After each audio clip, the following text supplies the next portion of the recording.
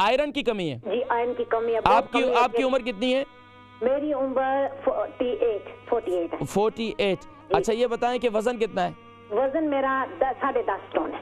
10.5 stone है। अच्छे खाती पीती हैं? माशाल्लाह। माशाल्लाह। अच्छा ये बताएं कि आयरन की कमी कितना अरसा हो गया? भैया काफी 4-5 साल से हो गया। अभी आपके अयाम तो खत्म हो चुके होंगे? नहीं भैया।